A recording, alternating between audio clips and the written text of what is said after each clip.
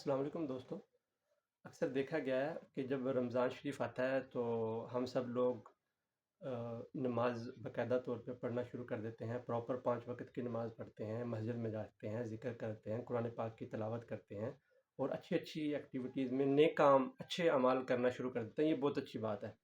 یہ اب آپ دیکھتے ہیں کہ مساجد میں عام طور پہ کم نمازی ہوتے ہیں. اب رمضان شریف میں عموماً تعداد زیادہ ہوتی ہے. یہ بہت اچھی بات ہے، بہت اچھی پریکٹس ہے، ہم سب کرتے ہیں. اللہ پاک آپ سب کو اس کا اجر دے. تو اس میں ایک چیز اور ایڈ کرنا چاہوں گا کہ ہم سب جو رمضان شریف میں اس میں اگر ایک چیز کو اپنے دھیان میں لے آئیں تو یہ بہت اچھی پریکٹس ہے. یہ بہت اچھا کام ہے، نیکی کا کام ہے. اس کا آپ کو زیادہ اللہ پاک اجر دیں گے.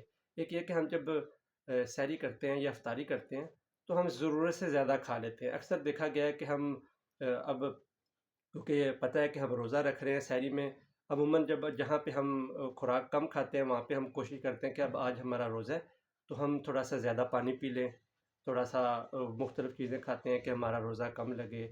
اور عام روٹین میں جہاں پہ وہ کھانا 2 روٹیاں کھا رہے ہوتے ہیں وہ کوشش کر کے 2.5-3 روٹیاں کھاتے ہیں کہ ہم نے زیادہ 12-15 گھنٹے ہم نے روزہ رکھنا ہے تو تاکہ ہمارے لیے وہ اچھا ہو. آپ کوشش کریں کہ رمضان شریف میں بھی جو عام روٹین میں آپ کھانا کھاتے ہیں اتنا ہی کھانا کھائیں. اس زیادہ کھانا کھانے سے کیا ہوتا ہے؟ زیادہ کھانا کھانے سے آپ میں سستی آتی ہے. سستی، اب دیکھیں یہ ڈاکٹر حضرات بھی کہتے ہیں کہ جب ہم زیادہ کھانا کھاتے ہیں، آپ نے بھی دیکھا ہوگا جب زیادہ کھانا کھاتے ہیں تو ہمارے جسم میں سستی آتی ہے. وہ جس کو ہم آلس کہتے ہیں، لیزینس آتی ہے.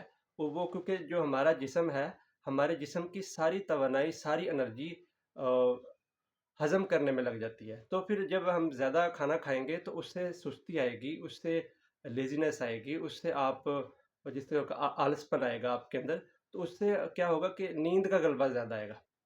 تو جو نیند میں ٹائم لگے گا وہ ہمارا ذکر میں لگنا چاہیے، وہ ہمارا عبادت میں لگنا چاہیے، وہ ہمارا زیادہ سے زیادہ قرآن پاک کی تلاوت میں لگنا چاہیے. تو کوشش کریں عام روٹین میں جو آپ کھانا کھاتے ہیں تو سحری میں بھی عام روٹین میں اتنا ہی کھانا کھائیں. تھوڑی چیزوں کو کوئی احتیاط کریں جو آپ کو لگتا ہے کہ یہ چیزیں آپ کی ہیلتھ کے لیے اچھی نہیں ہیں وہ آپ بالکل نہ کھائیں، اور روٹین کے مطابق کھانا کھائیں. اس سے کیا ہوگا کہ آپ کی جو زیادہ سے زیادہ انرجی ہے، وہ توانائیاں ہیں، وہ ذکر عبادت میں لگیں گی. بلکہ زیادہ کھانا کھانے سے وہ پھر آپ کو نیند کم آئے گی، اور زیادہ کھانا کھائیں گے تو زیادہ نیند آئے گی، کم کھانا کھائیں گے نیند اس سے کم آئے گی آپ کو. تو وہ ٹائم بھی آپ کا عبادت میں لگے گا. تو اس سے آپ کی نیکیوں میں، اعمال میں اضافہ ہو سکتا ہے.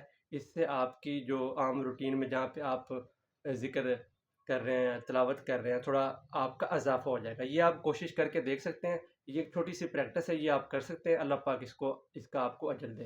جزاک اللہ.